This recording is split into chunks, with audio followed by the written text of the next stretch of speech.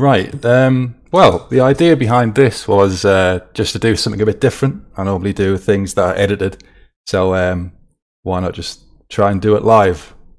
If it goes wrong, great. If not, it's something that me and Scott might do in the future for a tier list, which clearly I ripped off somebody else. So I thought for the 100th subscriber, I'll do something a bit different. So here we go. Use the Gorn there because it looks a bit like a Saurus. Right. I've just taught myself how to do all this in about 20 minutes. So if it doesn't work, then I'll take all responsibility for that. So this is a transition. Look at that. So this is about Warhammer again, Warhammer Fantasy, my favourite thing. Going way back into the mists of time. If anyone remembers the year 1997, I know that was ages ago. To give you a bit of flavour about what 1997 was like, I actually lived through 1997. Let's have a look. Natalie Imbruglia was in the top 10 with Torn. Shell suits were all the rage. The Millennium Bug was about to become a big thing, and Civilization was about to end. The previous year, Gina G was robbed at Eurovision, and Warhammer Fantasy Battle 5th edition came out. The picture that you can see there is the box art from the 5th edition box set, which was I've often referenced the very famous Lizardmano-Bretonnia War. And that's what it was. It was Bretonians versus Lizardmen. I never bought that box. I always saw it in the shop. And I remember the artwork quite vividly, because I remember previously it was High Elves versus Orcs and Goblins.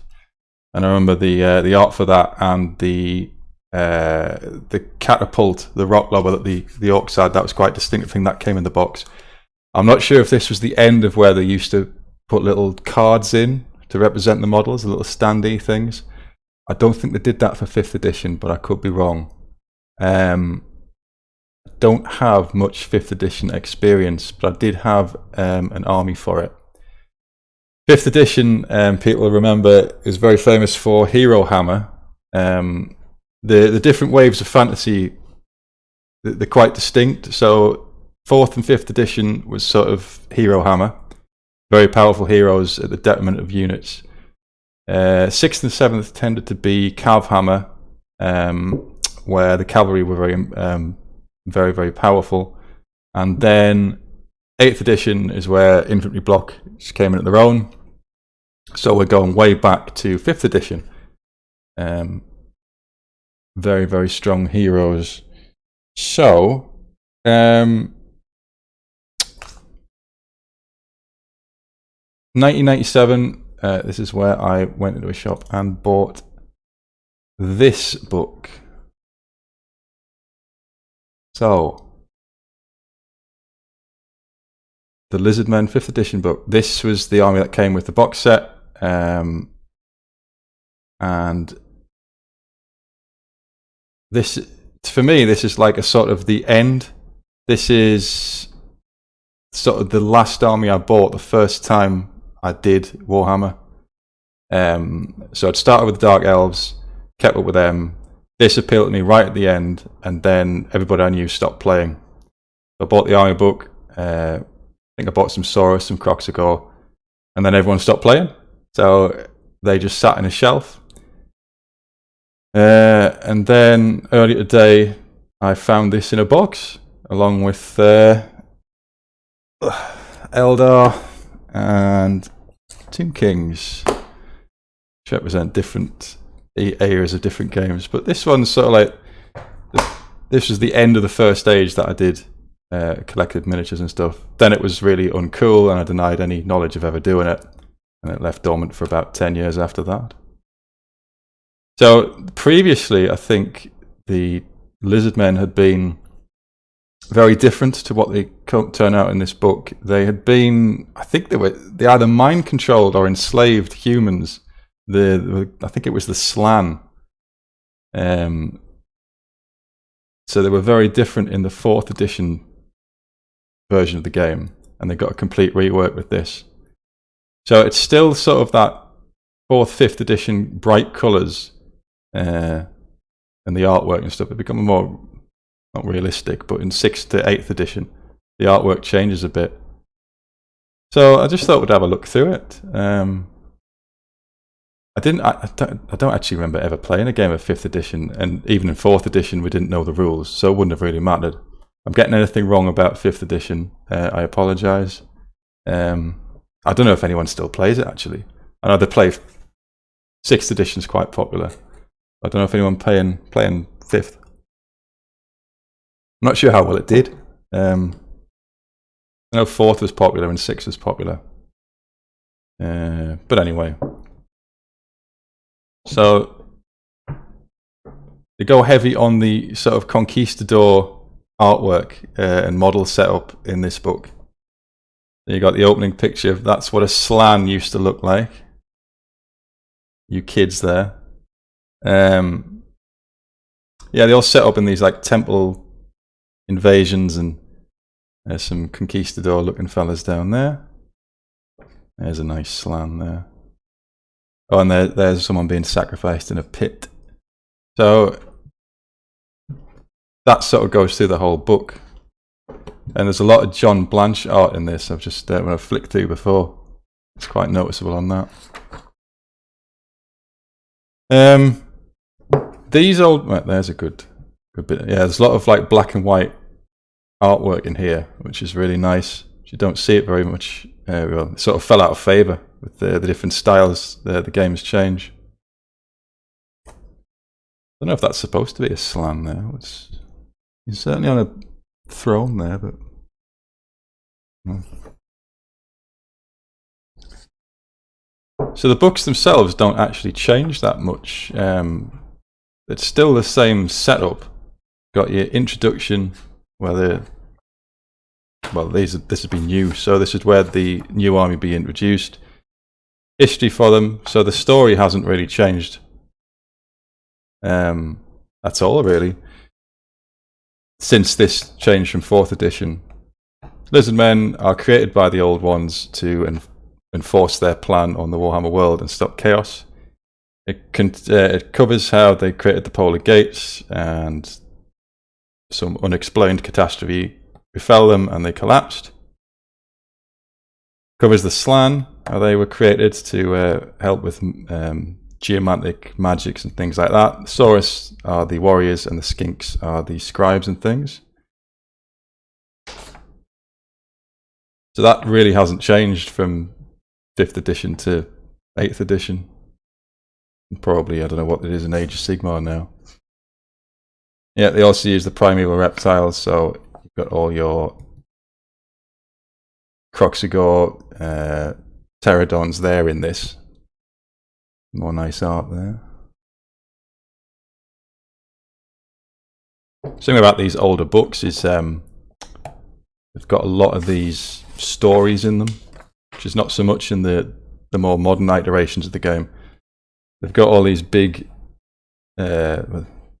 expedition to Zlatlan. There's ones further in. This fella's voyage to Lustria. There's like reams of text, like mini stories in the book. You don't really see that so much. There you go. There's a description of Lustria itself. That doesn't change. There's the map. All the dead and alive cities there.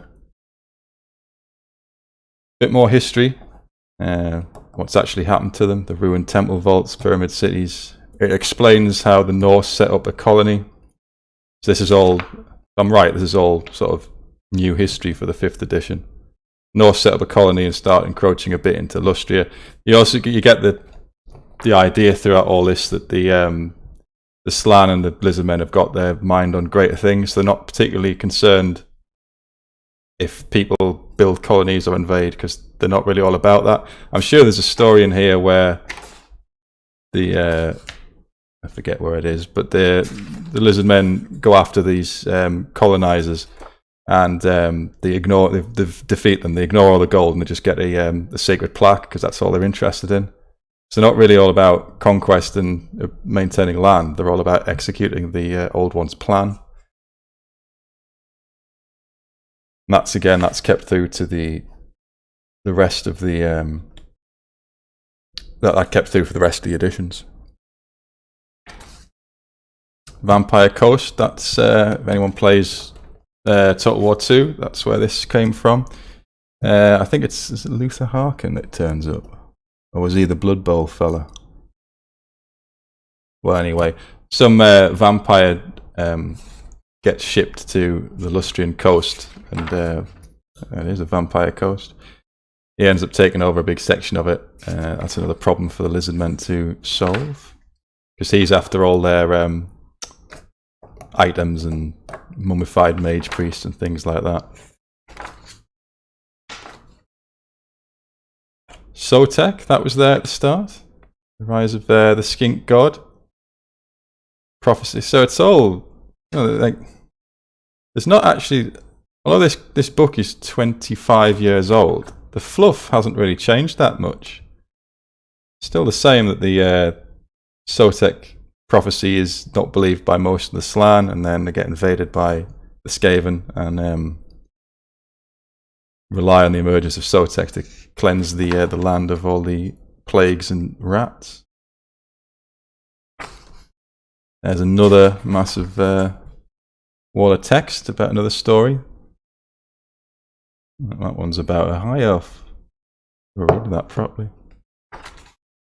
That's the explanation of the Southlands, which the fluff explains that it's sort of it's not connected so much to Lustria, and they haven't got access to as many units as the Lustrians have.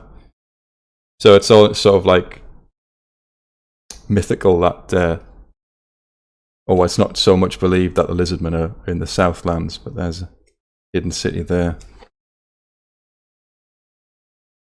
That doesn't change at all. You used to get, you get these little explanations of the temple cities. So there's like the spawning pools there. Nice little layout of it there. I'm sure that did you get these in all of them? Yeah, you used to get stuff like this as well, like the writing system and the glyphs and the numerals. So go into quite a bit of detail about, it's all fluff. I remember the Orc books used to do this a lot as well. They used to have Orc glyphs and numerals, and then explain how the dialects of the Lizardman language is spoken.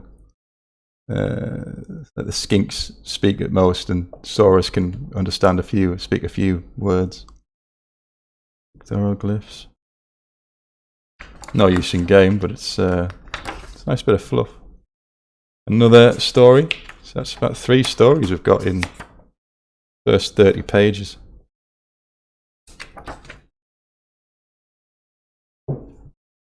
And there's a standard middle bit. I think this is the same in all books, where you get some pictures.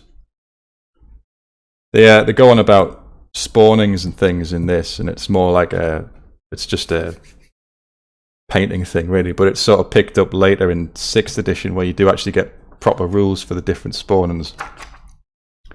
So in this one, it's just like you can mark your skinks and your Saurus to say that they've come from the same spawn, but then it actually became a rule in the 6th edition, which is not in here.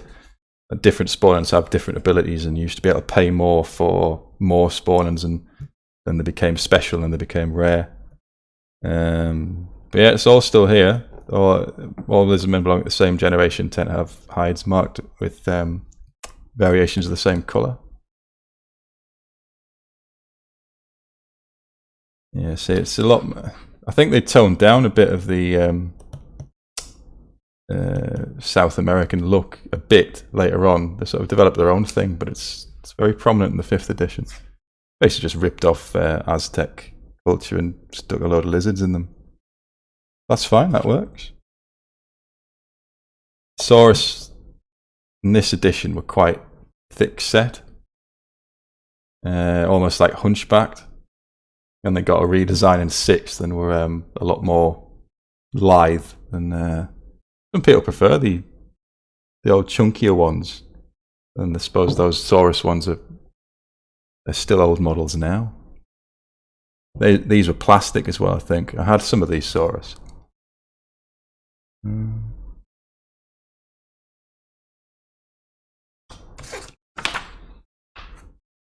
Yes, I am streaming. The first time ever.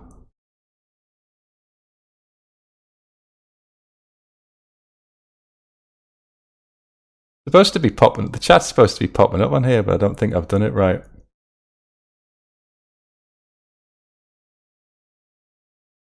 First time for everything. I don't think I can fix that actually.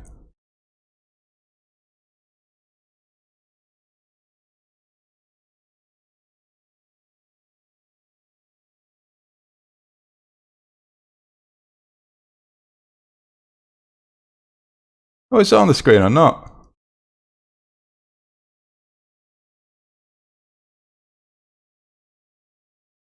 Yeah, is it actually on the screen?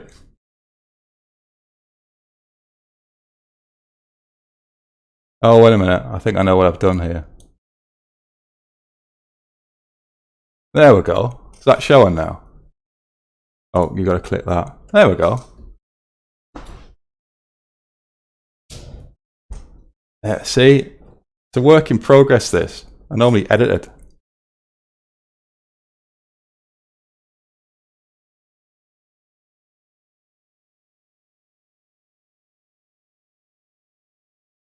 Yes, it's straight. We'll break off from the go through this book to unveil my technical rubbishness.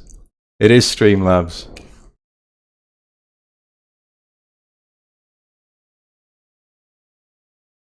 Oh, I even did a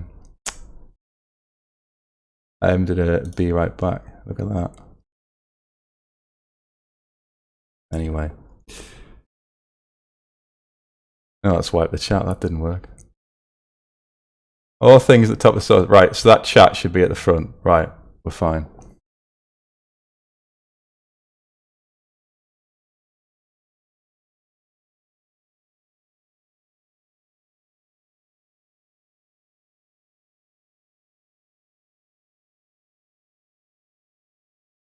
Yeah, that'll do. Where was I? Right, yeah. So the skinks, they were the other thing that the Lizardmen were famous for. They used to do this thing where they could rank up with the Croxagore, and then I think the Croxagore could charge through them. That was like their big thing. So there you go. There's a rank up skink regiment. I don't think they could skirmish at this point. They that came later. They all used to just line up like that. You'll notice that there's a small, well, a very small difference in the size of the units compared if you know 8th edition at all. That's quite a big unit for 5th edition, 15 from memory. For one, you couldn't really afford 15, and certainly not on the amount of money I had available in 1997. And I think were they champions in that? Were they metal? Usually they were. They'd have like the plastic miniatures would be the rank and file. Then you'd have to buy the champion with the very bendy flagpole, which would you could never straighten up. So that's quite a lot for 5th edition. That's certainly a lot, and that wouldn't be cheap.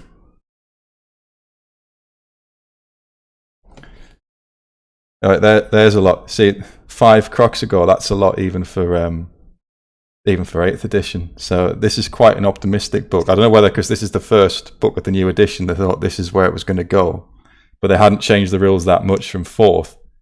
So it's sort of almost prophesizing 8th, but no, I can't remember seeing like 15. That would be that's about the biggest unit you can get. But anyway, it's still going on about the age markings, and see slightly greener ones there, slightly bluer ones there. That actually ended up meaning something in the next edition, but at the minute it's just all it's all just aesthetic. There's a few like little This is when painting changed as well. From like they changed from sort of 4th edition, even in 40k, which would be the equivalent of 2nd edition. It was very bright colours, and it was based on white undercoats, and the sort of base coat, wash, dry brush technique came in about or just after this. So it's still quite bright, and then it changed to be quite dark when that technique came in. It was still like paint over a white base coat, and that this sort of stuff was impossible, or at least it looked impossible. You just clag it with green paint and hope for the best. You notice there that Goblin green bases, they're still in. They don't go away for a bit. You can't get rid of them. Right, so that is a big battle for 5th edition from memory. But there's some nice terrain. They used to have these all the time. Just set up an army on some terrain. You've got a nice ruined temple there. Slants out for a bit of a jaunt. There's the temple guard. There's the old temple guard, if anyone remembers them. They've changed a lot. The skinks must have been able to skirmish, because look, they're like that. That would be a big game. Two mage-priests. Yeah, that is a big game for 5th edition. Not so big for 8th, but at the time that must have been like the money shot for them. That's what a huge Lizardman army. You too could one day own this if you pay about several £1,000s. Have a try collecting a real. Funny enough, I do have the Dark Elf book from 4th edition, which I will, if anyone's interested, I'll do a similar review or walk through of that. I think I know where it is. That would be the first Warhammer book I ever bought, and I still have got it somewhere, so I'll do that if you want. There's some more John Blanchard, actually. So he seemed to have been very involved at the start of a lot of these armies and game systems. This is like, you used to get funny things like this, just conversion and colour scheme ideas. So what's this? Add feathers from Empire troops or elves. Horns and tusks can be added from orc or chaos figures. Tongues and streamers can be cut from thin foil and paper. Add loincloths from foil cut to shape and paint them in bright geometric patterns. So they tend not to do this anymore. I think the biggest example of this was the Space Marine Land Speeder that you could make out of a shampoo bottle. But it's just like improved stuff without buying more stuff from us, or use stuff you've got lying around. Paper streamers to spears, bracelets and nose rings can be made from wire. So it's just how to encouraging people to convert and update things and make them more distinct without actually spending any money, which they used to do in the early days, but you know, they've got bills to pay, I suppose. What edition do I play, and does the fantasy community do an updated unofficial version of the game? I don't know if I've mentioned this. I play 8th edition. My personal belief is that fantasy's been on a upward arc from the start, so every edition that they do is better than the last. Some people say that 6th edition is the best. I don't agree. That's wrong. I can't really say much about this edition because I don't remember all that much about it, other than the heroes are ludicrously overpowered. And they do an updated unofficial version of the game. They do 9th Age, Warhammer Armies Project. Kings of War started as that, but it's moved on to be its own thing now, I think. It's not necessarily ranks of troops. It's like your troops come in, they're glued to the big movement tray base, and I don't know how it works. Somebody explained it to me once, but it isn't 8th edition, so I sort of lost interest. But yeah, that's that. Here's the Lizardmen gods. This came in 6th edition. This is the marks that they would get in the 6th edition. Sotek spelt wrong here, so that's how old that is, and confirm the spellings anyway. But they used to do like improved initiative, improved armor save. Probably just picked this up He already had it existing in the game anyway and just changed it a bit. But yeah, there's a good picture of the old Slan. He did look like a comedy toad rather than the more what do you look now in the newer version? A bit more thoughtful. But yeah, he didn't float. He was carried by on a palanquin by his Saurus temple guard. So they had to carry him and fight while he would. So, see what I mean about the painting style, which would change later. It's still quite bright, and it's not the base coat wash and then dry brush or layering that would come in later.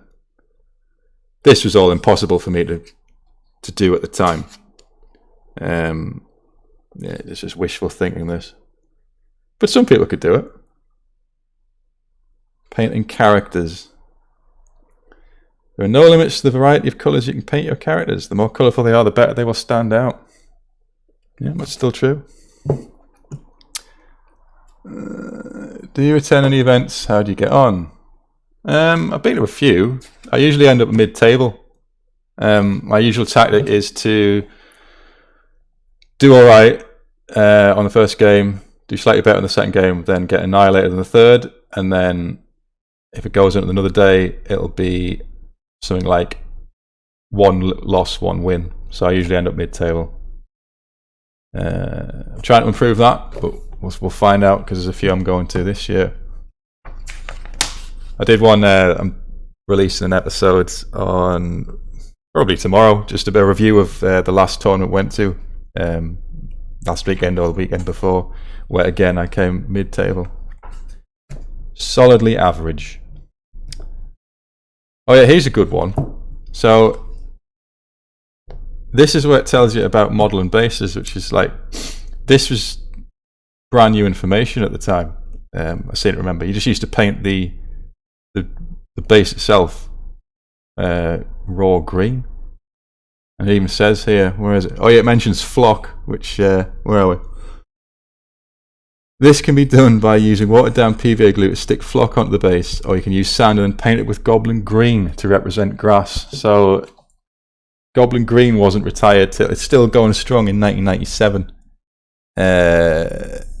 Even though it's not the done thing anymore. There it is. There's goblin green. Goblin green grass.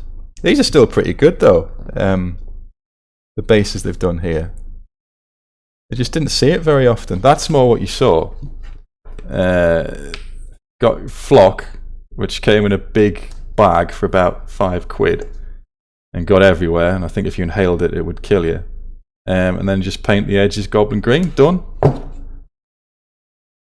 Army complete. What is it Fantasy does better than any other GW games? Everything. Is that a comprehensive answer? What does it do better? It's just, there's a lot more to think about, and there's a lot more that you can't actually recover if you do it wrong. So it's like, or it's very difficult to. 40k, you can look at any direction you want, and if movement is important, but if you screw up movement in Fantasy, if you're not looking the right way, or you've exposed your flank to somebody else, and you can't block it, the game goes really wrong. So it's restrictions that I like.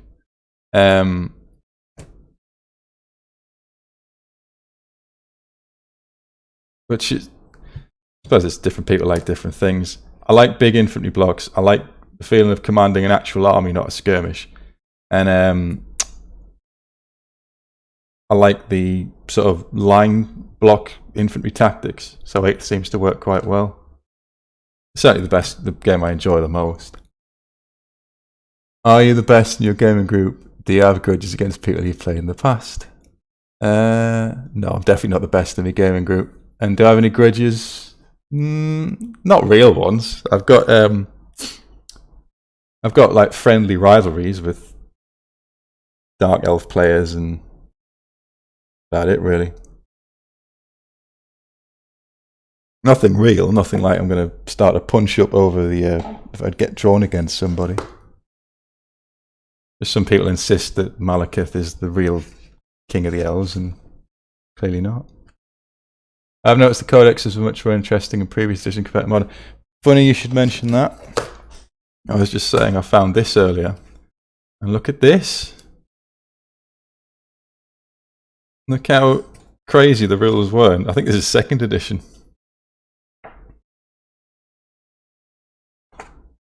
This is what you used to find. Right. So, I don't know, however old I was there. I'll just cut the flag directly out of the book. That makes sense, doesn't it? You've only paid like 25 quid for this book. Well, I haven't paid it. That's a feature of my Dark Elf book as well when I find that. Monstrous reptiles, yep, they're in it. Stegodons, pterodons, cold ones. So it's still there. And it says, have a look in dinosaur books for any more inspiration about the artwork. Yeah, you still get this. Well, you still get it. You did. The game's dead. But nice timeline of everything that's happened. Although, that's not very comprehensive. Funny enough, the more comprehensive in the later books. 1 page. Yeah. Well, you didn't win the last tournament though, did you?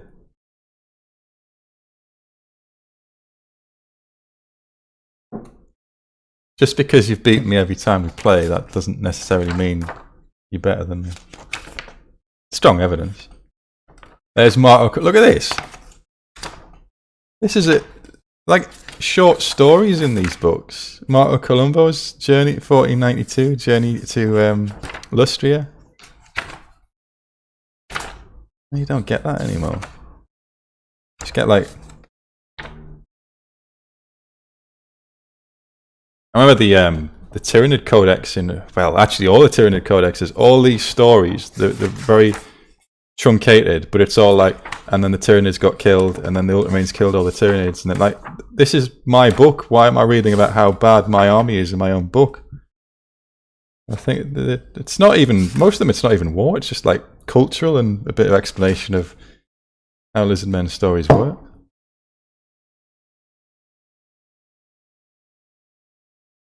Style.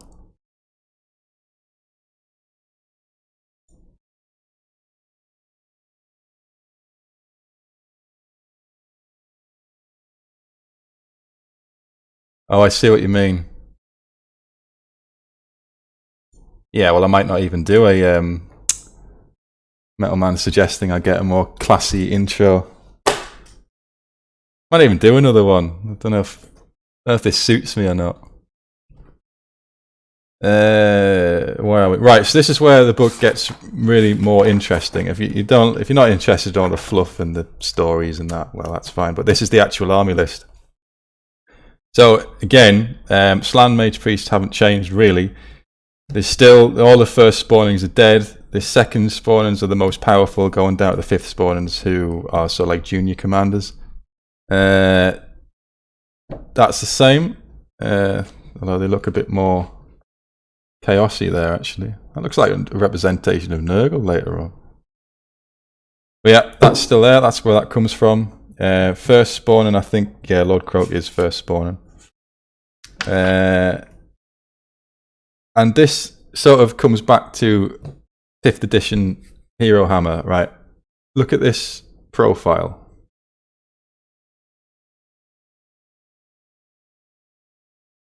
Don't know if that shows up very well with that light, but anyway, the way it used to work is all your heroes, well, your characters were graded in different levels. So you'd have the basic one, champions, then usually heroes, and then lords. So you didn't just buy like now it's sort of like you can have a level 3 or a level 4, and I think Slan just normally comes as level 4. Here, the more points you paid, the more ludicrously powerful they came. So this one, so you're starting off with the mage-priest standard, strength and toughness 4, 3 attacks. But then the mage lord is weapon skill 6, strength 6, toughness 5, 8 wounds, and 8 attacks, leadership 10. That's mad. That's stronger than a Star Dragon. Well, it's getting onto a Star Dragon profile for your Mage Lord. So this is why this edition was more still Hero Hammer, because you could. Well, I'll get to the composition in a bit. It's slightly different. Is there a classic model you always wanted but could never afford or was scared to paint? I had the Witch Elf Cauldron of Blood in lead. If anyone remembers that. I had that bought for me. I couldn't afford it, and I think I just like dipped some paint on it and then gave up. And at that point, I'd stopped playing. But it wasn't anything like the new one. It was almost like a bucket on top of a chariot. But painting back then, it wasn't very good. My Blood Bowl team was the last thing I painted before I stopped the first time. And I remember thinking that's the best thing I've painted during the first time I collected. And then I found it about 3-4 years ago, and like, this is shit. This is really bad. So, nah, I'm not really attached to the classic models. I know a lot of people like them and think they're great. I think that usually the newer models for me are better. I don't really feel any nostalgia for a lot of the stuff in the past. I don't know if that's controversial or not for people who like old models. But yeah, he's got these mage-priests have got special rules. So unlike now, well, yeah, sort of like now, they all fight as one. So you've got to kill, and it's one model. So you've got to kill 8 wounds worth of things before they stop fighting. And there's no separate profile for. So this is sort of like combined profiles came back in the end times, but they had them sort of here, where the Mage Lord and his Temple Guard are all one combined profile, and any magic weapons that you gave him applied to all the attacks because he just sort of imbued them with the power of whatever he had. Cold-blooded, very distinct Lizardman rule existed from this edition. Roll 3 dice and choose the 2 lowest. They had a funny thing as well, Slann Mage-priest, with their telepathy at this point. They could pass off spells to other Slann Mage-priests, so you could make sure that if your most powerful mage didn't get the spells you wanted, you could swap one with another Mage-priest, so he did. And this is sort of like the dawn of ward saves here, Shield of the Old Ones. So it's not written as 4 at ward, because I don't think that terminology existed at the time. But it just says, special D6 saving throw of 4+ against each wound you suffered. It's a special save and not modified by the strength of attack. And wounds that, or attacks that ignore armor saves can be still have the Shield of the Old One save made against them. That's sort of like the dawn of the ward save. Lizard and Serpent Swarm, they haven't changed much other than they're not unstable. So that's 5 wounds and 5 attacks on the base. And they're immune to psychology. There's a Saurus. There's another different thing about 5th edition. You didn't... Like the champions and unit champions and things, they were paid for out of the character allowance, not the units. And they were like their own little thing. They couldn't leave the unit, but they could have magic items. And there were 2 different grades of them. So you could have a champion or hero. You paid for out the character allowance, so you give to a unit who wasn't the unit champion. There was a different unit champion. And you just give, like, you could give him 1 or 2 magic items and he had a better profile. So he's got strength 5, 3 attacks, leadership 8. That's the lowest ranked champion. And then the hero had strength and toughness 5. So even these minor little champions were very strong with a lot of attacks. Scaly Skin worked a different way as well. It still worked like a 5+ or whatever it was. However, it could never be modified worse than a 6. So it was almost like sort of a feel no pain. If it ignored armor saves, you didn't get it. But anything else, even if it was, you could still pass all your armor saves of Scaly Skin if you rolled a 6. So they were quite tough. Yeah, they had a good weapon skill. 2 attacks each. I remember that being quite impressive back at the time, because everything had 1 attack each. And then the Saurus had 2, and they were cold-blooded, and they had they could never be, sorry, they always made the save on a 6. So they were quite really good troops. And the Slann, I think, were the best at the time. They were probably the best mages in the game. I think their rules come on later. How many spells they can have or items, they've got some benefit of that. Skinks, there again. Oh yeah, they can skirmish. Unless they team up with Kroxigor when they can't. Poison used to be +1s to strength of the missiles, not always wound on the... Sorry, auto wound on a hit roll of a 6. They were cold-blooded. They had Scaly Skin as well, so they always made their save on a 6, no matter what the minus was. So they're quite durable as well.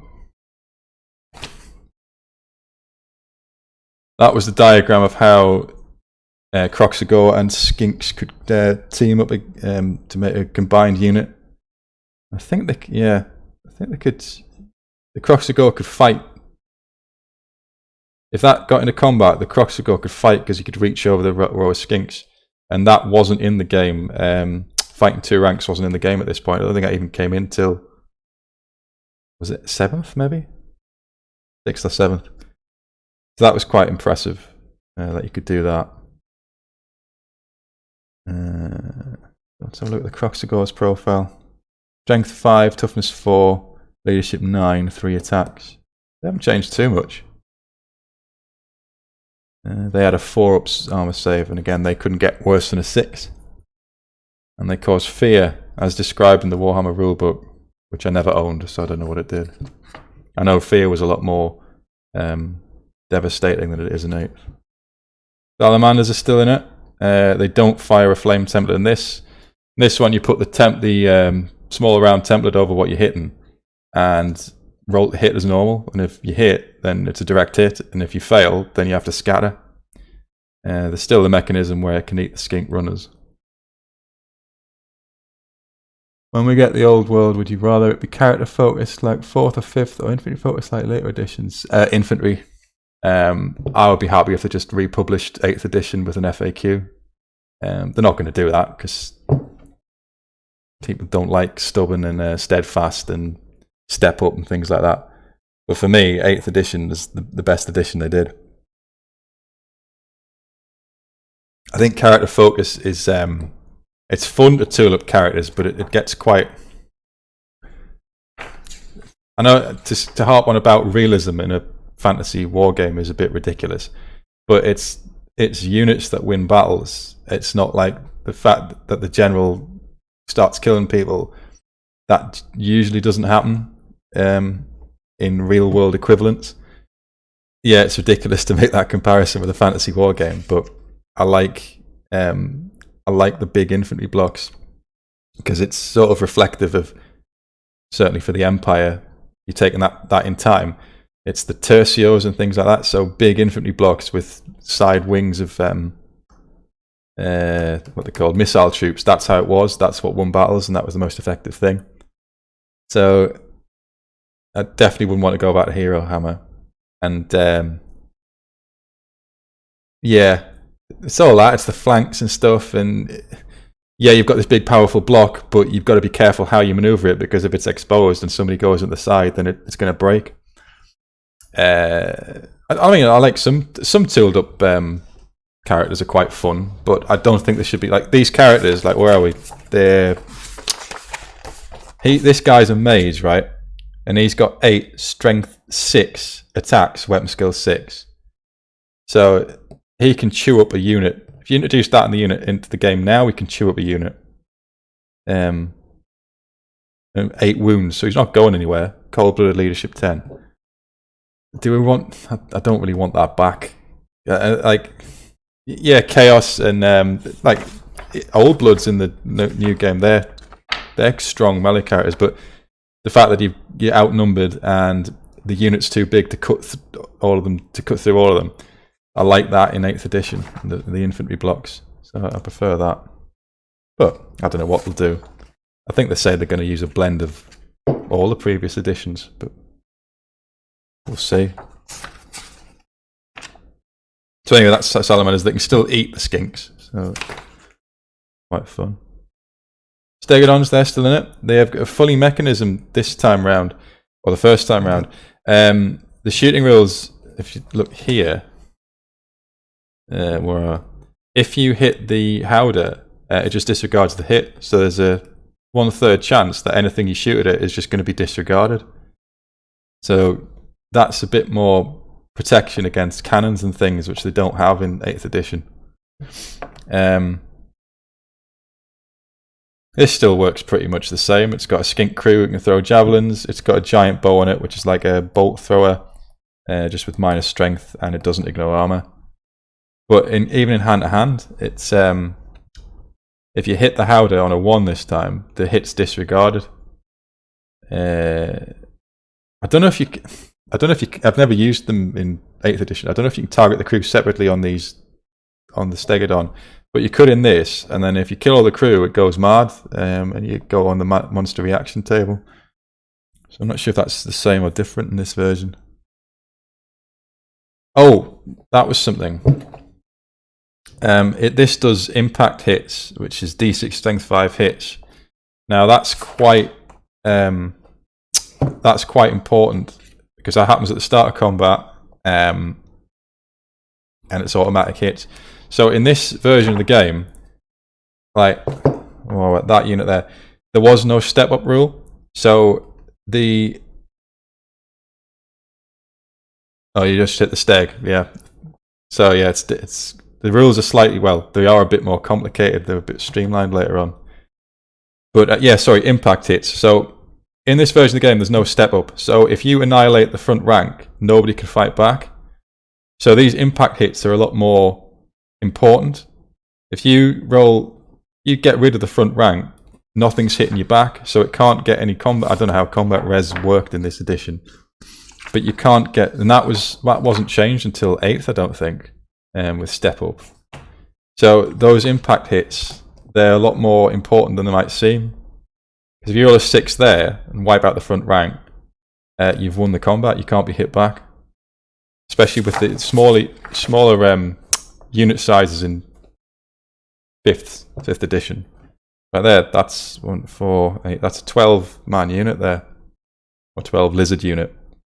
So smaller unit size, impact hits are a lot more important. So this is quite a strong unit. I think Lizardmen were considered to be quite a strong army in 5th edition, even though they were the launch army.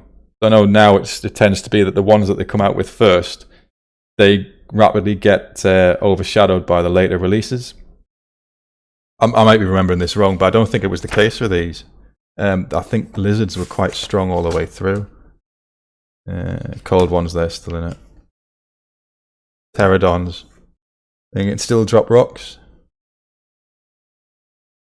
I think even these could have it. Champions and things. There's some more text. Oh, was that it? Was that it in 5th? 1 a wound, 1 to charge, 1 per rank, 1 per banner, flank and rear.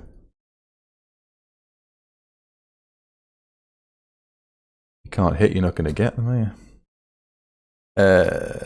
Yeah, so you got all that in the... Is this called the bestiary? Roster or something? Yeah, bestiary. So you got that explanation, then you got the list itself with all the points. And it all worked differently in 5th edition. I don't know if anyone remembers Battle Magic, and I forget what the other box was, but it came with about 1,000 punch-out cards, about the size of the Magic cards now. And you could get a certain amount of them. So there's a list here of who could have what. The Lizardmen have got more, I think. They can have 1 more per level, because they've got loads of magic items just knocking about. So yeah, like the champion and the hero, so they're sort of the equivalent of the unit champion now, but also a character, but they can't leave the unit. They could have, that was their benefit, they could have 1 or 2 magic items. And that box, I think I went halves with my friend on that. There was hundreds of cards. Things like Armor of Meteoric Iron and stuff like that. That was all in it. They're going to kill him in a fort or in a combat against that unit. It causes no wounds.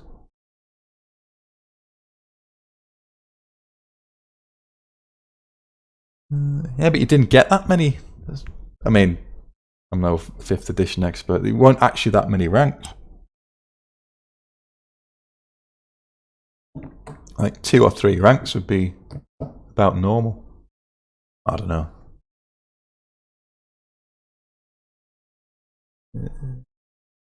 Where was it? Oh yeah, so magic items. So you paid for them out of the character's allowance. Like a Slan Mage Lord can have 5 magic items. So on top of this is again why it's called Hero Hammer. On top of this really, really strong profile, he then gets 5 magic items. Which are all powerful as well. Where's the explanation for that? Oh yeah, so it used to be on the top. So the way it used to work. Oh yeah, 6th was. I think they changed it in 6th. That's when they sort of brought all that in. No different from 8th when you chuck a monster against the rank and file. Yeah, but if you chuck like a Stegodon now in 8th, and you kill, I don't know, 5 things, the models behind step up and they can fight back. So if you've got great weapons or whatever, you can start wounding it. In this edition, you couldn't step up. So if you killed the front rank, nothing can now hit back. Yes, steadfast wasn't a thing in. I don't think it was a thing before 8th. I'm getting that wrong. It certainly was. It was either 7th or 8th where steadfast come in. It wasn't a thing in this, and it wasn't a thing in 6th because that's why it became Cav Hammer, because that was the thing. You would charge a unit with cavalry, kill the front rank, couldn't hit you back, they'd break, and then you'd charge into the next thing. So I think steadfast wasn't part of this. I don't think anyway. So the composition of the lists was a bit different. You had 50%. Again, another end times reference here. You could spend 50% of your total points on characters. Again, why it was a Hero Hammer. You had to spend at least 25% on. They were called regiments. There wasn't core, special, rare. Just everything was chucked into regiments, and that was it. Characters and regiments, and then you could sort of opt in some monsters, which they had their own little ones there, their own unique ones. So you had to. I mean, look at this. The Slan Mage Lord on Palanquin is 550 points, 600 for the BSB, and then he's got his 5 magic items on top of that. So they were. Yeah, and he can cast 4 spells at Lord level. But yeah, you could have like a level 1 Slant Mage-priest, which sounds a bit weird now. It's just how the old character system worked. What was it? Yeah, see, not even doubling each time it goes up. Yeah, for that profile, you would just pay the 550. I mean, what's the downside? Oh yeah, there's the selection rules. They do look a bit like. That's a bit similar to end time stuff. Regiments is essentially core because the more interesting, not interesting, but like they diversified the list of things you could take. For this, it's Temple Guard, Saurus, Skinks, Cold Ones, Croxagore, Stegs, and Salamanders, and that's it. That's your army choice. So yeah, that's like instead of Old Bloods and Scar Veterans, you had Saurus Champions, Saurus Heroes, but they had to stay with the unit. I think that was the rule. Yeah, I'm sure it was. They had to stay with the unit. They could get a magic item, and they had a good profile. So they'd be doing quite a lot of the fighting.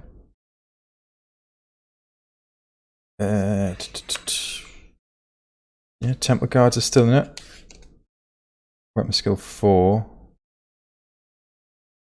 Cold-blooded. What's a bite attack? Is this something to do with the predatory, like a proto-predatory fighter? Bite attack. Saurus have multiple attacks, one of which is a bite attack. Bite attacks are always worked out at the basic strength of Lizardman. They do not receive the strength bonuses or other bonuses from Lizardman's weapons. Yes, that was the downside. Well, that was the penalty for having 2 attacks. You didn't get any weapon benefits, but Saurus I don't think came with. Yeah, they just came with hand, weapon, and shield anyway.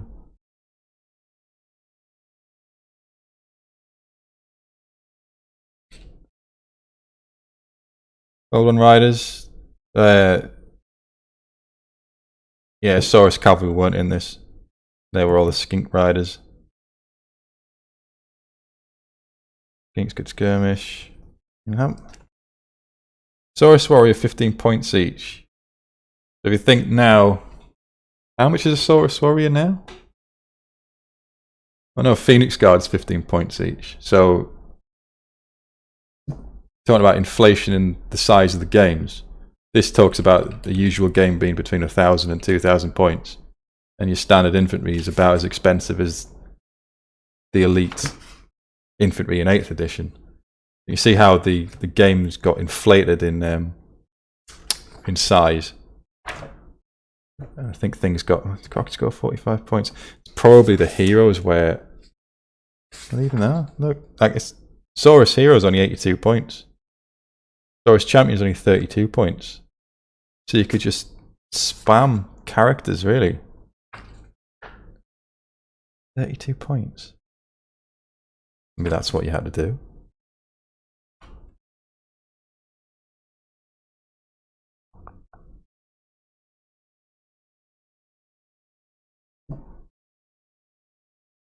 How much was the Stegodon? 225 points. That's probably about the same as what it is now. Maybe it was the heroes that way sank all the points in. Because they're not actually that expensive.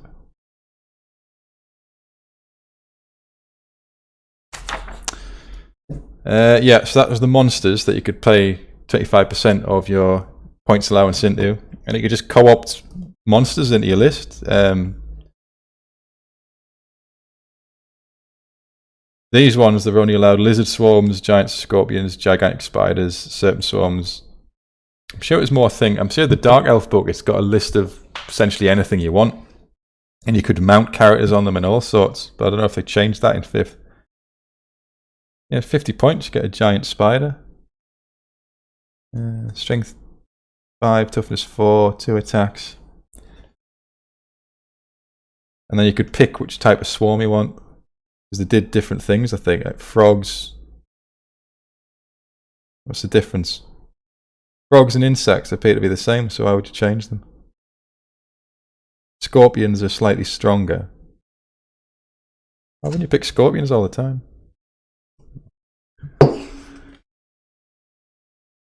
And then the special characters, which you paid for again at your character's allowance. These were ludicrously powerful, as I remember. Lord Croak's in it, 620 points. He had a 3-up equivalent ward save. He couldn't cast spells, but he could pass off his spells to every slan mage-priest on the board. And I think his profile. Yeah, he's the equivalent of a mage-priest lord. Strength 6, 8 wounds, 8 attacks, leadership 10.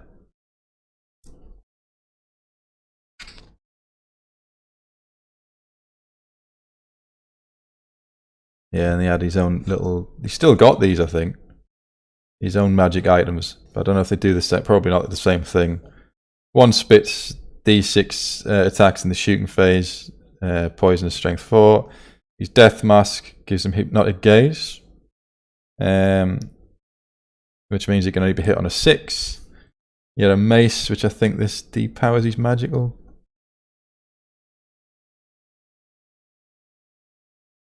Yeah, you can't use magic weapons against them. He dispels anything directed against him and his unit on a 4-up. And undead in base contact with him suffer double damage. So I had his own little set of... They won't be that powerful in the current game. I think he's just got one spell, so he's changed a bit. And that was how he was depicted. This is where they get the comedy names from before they started going a bit more serious. So, Lottle, Bottle, Croc. I don't even know how you pronounce that. These are all... I think... Is he still in it? These are still in it. Croc Gar, the Chameleon Skink guy, he's still in it.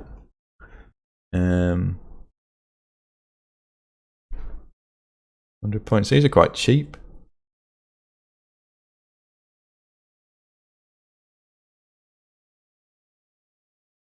These are all named after lyrics from a annoying pop song in the late 80s to early 90s. Yeah, that's... I don't even know if these are still in it. Teeny Queenie, or Tenenhowen as he is now. Apparently that was just a mistranslation of his actual name, so they covered that up. Yeah, the Prophet of Sotek's still in it. He's got a 4-up ward. He doesn't look as well. His stat line doesn't look as buff as he is in 8th edition. +1 strength for his dagger of Sotek, and he does something to serpent swarms, which I suppose that's fitting. Mazda Mundi is ludicrously expensive for 900 points. I assume he's yeah, he's got 4 unique spells, which I was looking at earlier. Power 2 and stuff. The way the old system used to work was it was like a mini game. You got a deck of cards dished out to you, and each one had like 1 power or 2 power, and they were like points.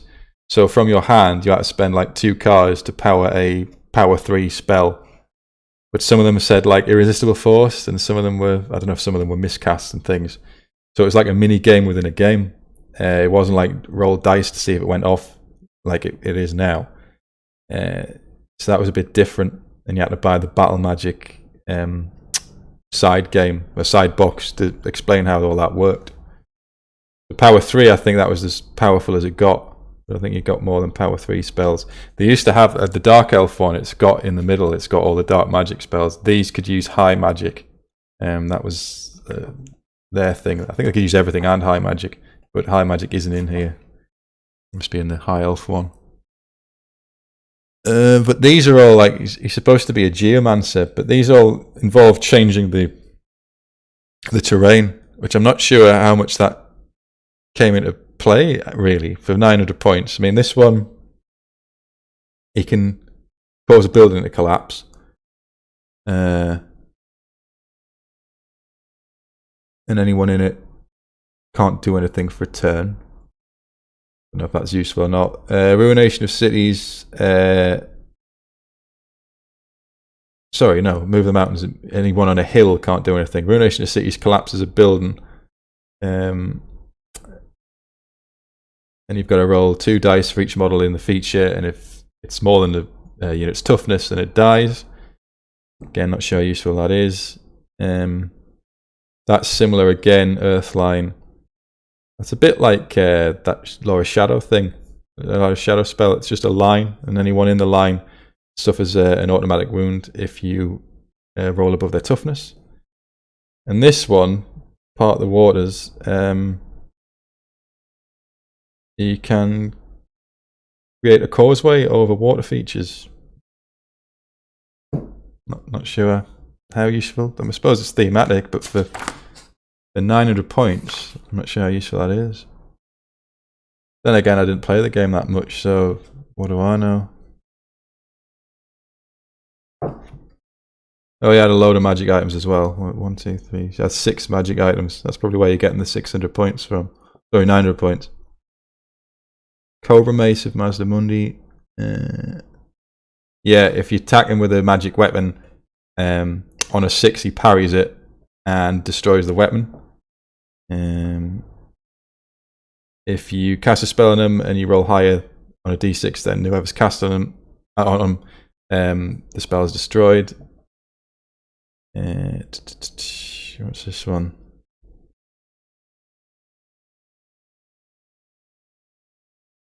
Power spell. Oh yeah, so you can help casting another mage's spell. Oh yeah, on this one, he gets d6 extra wins and magic cards. That's how you used to power your spells, wins and magic cards. Ega Quango, that's still in the 8th edition one.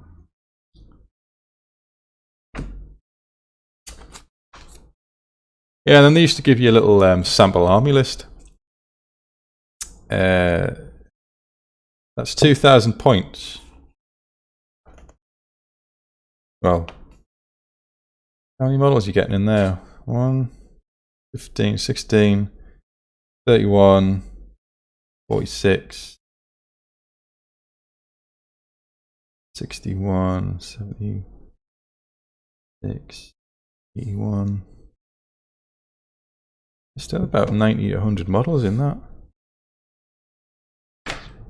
That's 2,000 points.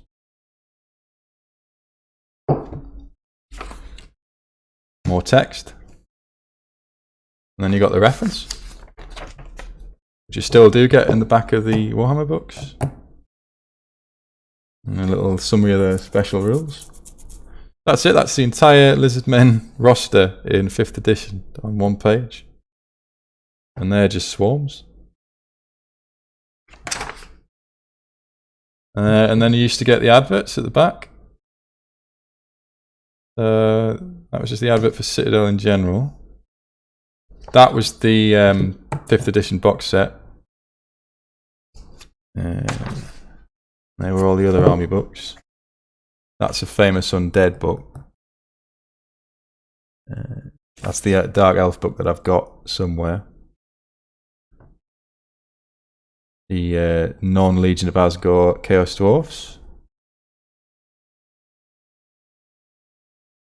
Yeah, then they used to do like a collection guide right at the back. So it was like, here's how to plan 1,000 points. Here's what to think about when you want to buy your next 1,000 points.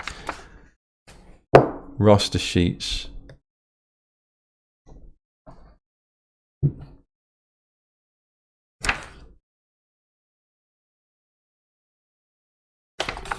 Yeah, it's a bit like hobby stuff at the back. I don't know when they dropped that. Probably 6th edition.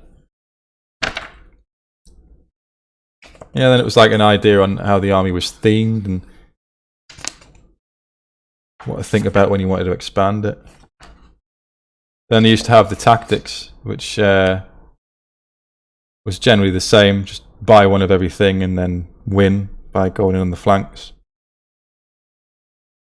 That never changed for a long time. Then you used to get, there's another map.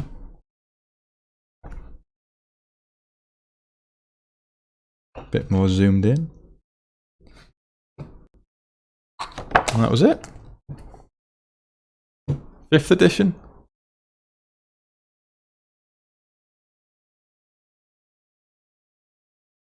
So I never played it. Known as the Hero Hammer edition, 4th and 5th. I think the like 4th and 5th are very similar. 6th and 7th are very similar. 8th is obviously out by itself. I suppose we'll see what comes of the old world. I don't think it'll be an exact copy of 8th edition, but I hope they keep something similar. As I was saying before, I don't think going back to Hero Hammer would be a good idea. But I suppose at the time it kept the amount of models you needed down. I don't know. Certainly remember the games back, even in 6th edition, being a lot smaller. Which again is one of the reasons why Fantasy died. Having too many models that you needed to buy. But there you go. That's just a trip through the Lizardman book. The last army I bought the first time I ever got into hobby. So if I find the Dark Elf one, I'll go through that one. because that's got all of the that's got some great lore in it. And again, that has changed from like Malekith being all the hints at his incest with his mother and stuff like that. That was all removed later on, but it's quite strongly in the 4th edition book. There you go. There's a walk down 5th edition Lizardmen. Don't have any of the models left. I don't know where they went. We all got chucked out after this, but I kept the book.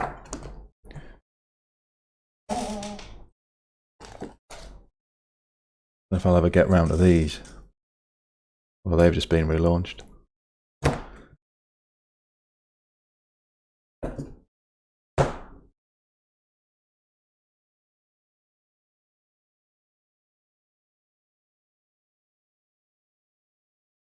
More of this content, please. I'll see what I've got. I've definitely got the Dark Elf one. I'll dig that out. I've got the 6th edition rulebook. I don't think going through that would be fun. I suppose a good look at it to see what's actually different. I think this is the only old 40k one I've got. No, he's allegedly getting a new model. He hasn't changed. I'll go through them all if you want. Not all tonight, of course. See what I can dig out. I'll do another one. So I've definitely got the Dark Elf one. I'll dig out the 6th edition rulebook. I think that's all I had. So, if you got any questions about 5th edition Lizardmen, I can answer them now. Or if not, hobbyists enjoy listening to other hobbyists talk about hobby. Yeah, I don't disagree. All I'm rattling off is what's written in here, so and vague recollections of what 5th edition used to be like. Yeah, it's. I don't know if I'd be curious to play it, or I would just say it's not 8th. So why would I go back to a previous edition? Don't know. I know some people do play it. Like the tournament we just went to, the first guy I played, he had a lot of 4th edition Dark Elf models, like the old Blackguard models, and they still look good today.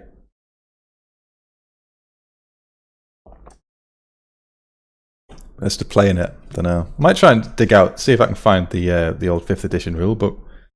See if my recollection and assumption of what it was like is anything like the reality. Because we never had the rulebooks. We when I first got into it, we just tried to work out what it was based on what you could glean from the book. Like weapon skill and strength and stuff like that. So I don't think we ever had the rulebook. It wasn't until we got back into it in the 6th edition that I actually learnt how to play the game properly. Then we just used to buy bits and pieces, so like 5 Blackguard, Cold in the Blood, maybe some old City Guard, I don't know. Started playing 5th, I was young. The enduring memory of it, though, was the big store participation games. They stopped doing them. Do you remember when they used to do ones where it was like how many battles you won would change the storyline, and then they had to stop that because the wrong people were winning and it was knackering up where they wanted the story to go. I think the one I remember from that was I think it was Storm of Chaos, and the Forces of Chaos completely curb stomped the Forces of Order. So that's when they all had to do like people getting assassinated just out of the blue. These characters are getting assassinated, and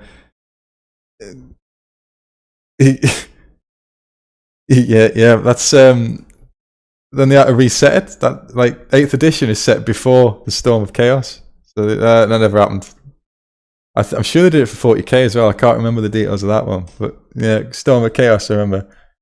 They had to completely reset it because they let the dice decide where the plot was going, and that hasn't been what they'd written.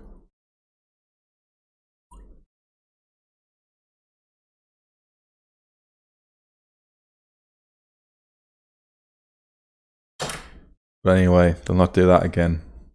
Go to a narrative event for that now. Well, anyway, I will leave it there as a. I didn't even do an ending screen. I'll learn for next time. Do that one.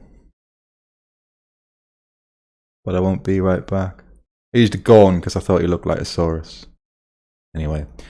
Right. Thank you very much for listening to this nonsense. There will be a video dropping tomorrow, I think, which is the review of the tournament that we went to in Stockton earlier in the month.